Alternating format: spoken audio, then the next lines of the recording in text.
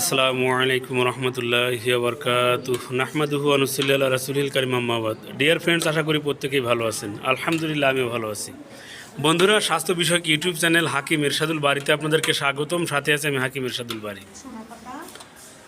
বন্ধুরা, আজকে আপনাদেরকে বর্গে ছানা বা শরবতে ছানা তৈরি করার একদম সরাসরি প্রক্রিয়াটি দেখাচ্ছি।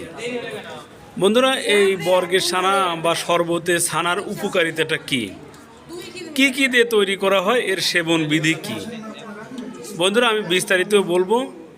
বন্ধুরা, সম্পূর্ণ কাজ আপনাদেরকে দেখানো সম্ভব হয়নি। গতকালকে আমরা সবগুলো ভেষজ পরিষ্কার পরিচ্ছন্ন করেছি এবং ময়লা আবর্জনা থেকে এটাকে পৃথক করেছি।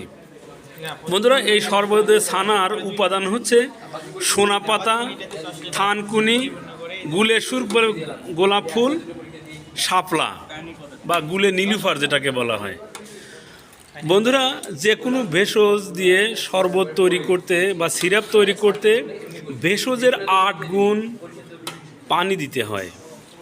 ভেষজের 8 গুণ বলতে, যদি 1 কেজি ভেষজ হয় এর 8 গুণ পানি ব্যবহার করতে হয়। বন্ধুরা, বিস্তারিত জানতে অবশ্যই যোগাযোগ করবেন। এর কার্যকারিতা, এটি অন্ত্রের শ্লেষ্মা দূর করে, কোষ্ঠকাঠিন্য দূর করে। আমাদের শরীরে অপ্রয়োজনীয় আবর্জনা জমে কোষ্ঠকে একদম শক্ত করে দেয়, ফলে এ থেকেই পাইলসের সূত্রপাত হয়। তাই এই শরবতে ছানা সেবনের ফলে আপনার অন্ত্রের শ্লেষ্মা পরিষ্কার হয়ে যাবে, সেই সাথে কোষ্ঠকাঠিন্য দূর হবে, পাইলস আপনার থেকে দূরে থাকবে। তাই আপনাদেরকে বলছি, আপনারা এটা নিজে তৈরি করে সেবন করতে পারেন এবং চাইলে সরাসরি আমাদের সাথেও যোগাযোগ করতে পারেন।